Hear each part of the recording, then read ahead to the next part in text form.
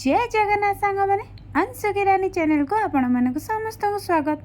हाँ हाँ आपण चैनल को नुआ आछंती तो प्लीज़ सब्सक्राइब कर दिंतु आ लाइक शेयर करने को तो जमार भूलें। तो चलतु आज लंच थाली प्रिपेयर करवा। थंबनेल तो ऑलरेडी जानी सारे आज लंच थाली कौन अच्छी।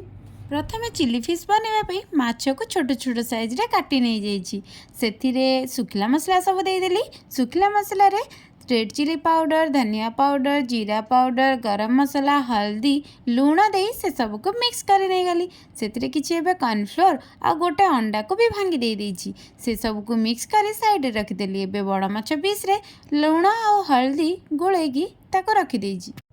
एबे फ्राए पैन तेल गरम करी मसला वाला माछ को प्रथमे फ्राए करी नहीं गली। तापरे बड़ माछ को भी फ्राए करी नहीं गली। एबे कहंतु तो आपण माने भी बर्ड फ्लूर आतंक रे चिकन को बहुत मिस करुछंदी ना। मु भी बहुत करुची हेले ता बदल रे माछ खाइबा को पड़ुची। तो माछ को तो डिलीशियस बनेबा को पड़िबो ना। हौ हौ एबे चलंतु बनेबा स्टार्ट करिबा। मु तो ऑलरेडी माछ फ्राए करी नै जाइची। एबे सेही सेम पैन रे किछि चॉप करितिबा अदा और रसुण को पकई देली। तार कंचा स्मेल टिके जीवा पर्यंत ताको फ्राए करी नै गली। तापरे सेतरे काटी रखितिबा पियाज को देई देबी आउ ताको फ्राए करी नै जीवी। पियाज फ्राए हो सारा पर से कैप्सिकम देकी भी फ्राए कर नहीं जीवी।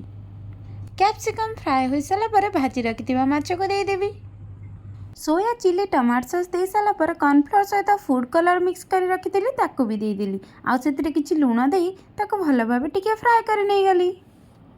एबे से धड़ा राशि देदेली। आमर चिली फिश रेडी हो गला।